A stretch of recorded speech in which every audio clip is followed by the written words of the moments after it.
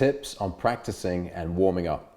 I'm Nolan, and in this series of videos, I'm answering your questions on playing gypsy jazz guitar. And I got a question from John from Cape Town, and he's asking for some tips and some structure and things to help him practice and warm up. And it's a great question. You know, you get out of bed, or whenever you pick up the guitar for the first time, maybe you haven't got that much time. You know, what do you actually do on a guitar, which is going to take you forward, you know, so you actually become better than you were yesterday. You know, I'm definitely one who's can end up, like a lot of you probably, you kind of pick up the guitar and you might end up playing stuff which isn't actually practicing. You know, you kind of enjoy playing it, and I guess you would call it noodling, you know, kind of noodling around on a guitar. And it's kind of fun, but it's not really structured, and it's not actually making you a better player. You know, it's kind of like easy going. It's kind of like just, you know, scrolling through Facebook or something. It's like just mindless kind of entertainment. So what you can do, what I would do if I told someone like John, you know, maybe he's only got 20 minutes, maybe he's got half an hour in a day, how would you, you know, literally use that half an hour to make sure that you're a better player than you were yesterday? I think the main tip for warming up, something which I always do myself, you know, to kind of get, especially in this music, gypsy jazz, to get your right hand a little bit warmed up and loose, is to use tremolando. So that's the technique where we're going.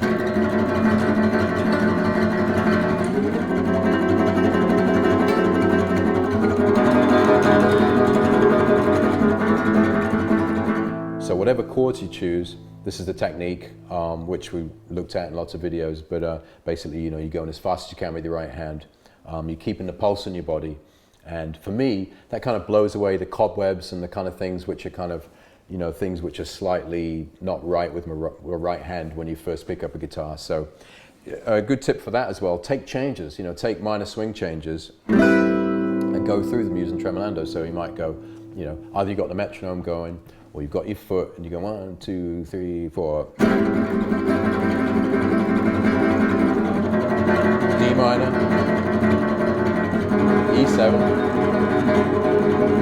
A minor, A7, D minor, D minor, A minor,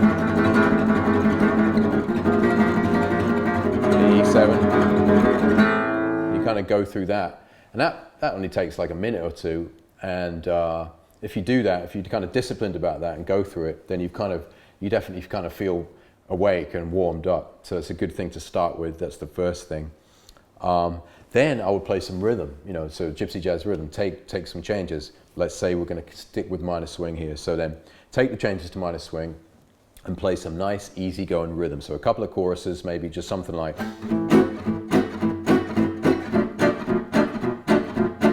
Just make sure you're kind of feeling comfy.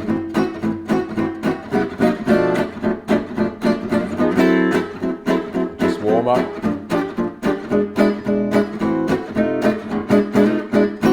Warm up with some rhythm. That really kind of gets you into the pulse, gets you into the swing.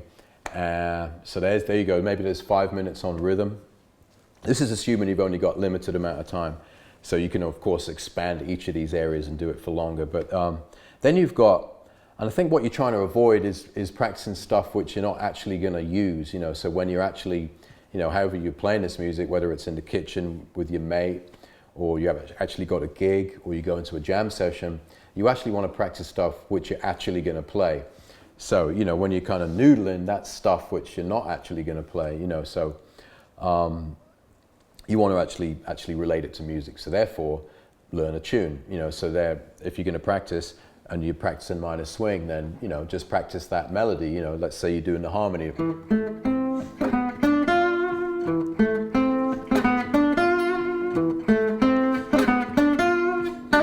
And really kind of, when you're practicing, kind of put yourself in that position where you imagine you're on stage. That's how I do it, to make it more exciting. You're not just sitting there, you know, no one's listening to you.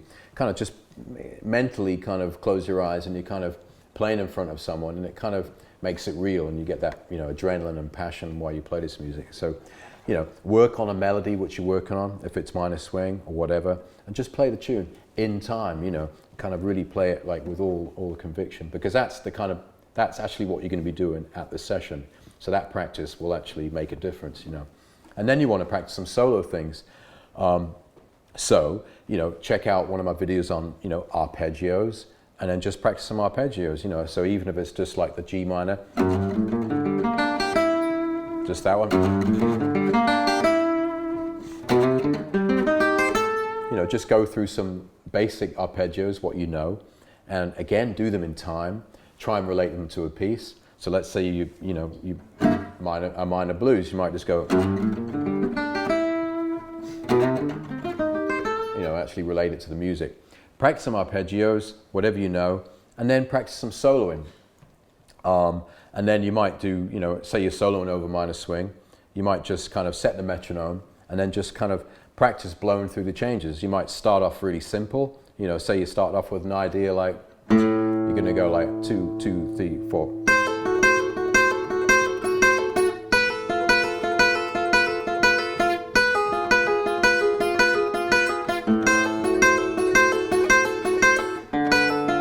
Minor swing changes.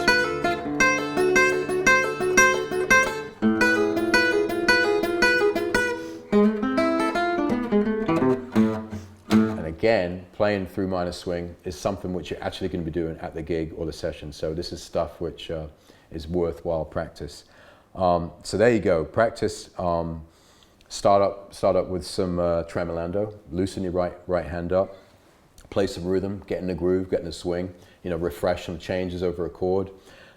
Then go to the melody, learn the melody that you're learning, actually practice it in time, over and over again until you're really comfy with it. And then practice soloing over that song, so just simple ideas at first, then work your way up to things which you're having trouble with. And then, all the time relating to music. So that, in a nutshell, is a good practice routine and a way to warm up in Gypsy Jazz. So I hope that helps. And if you've got a question you want to ask me, then fire away. Questions at gypsyjazzsecrets.com. I'll be happy to answer it.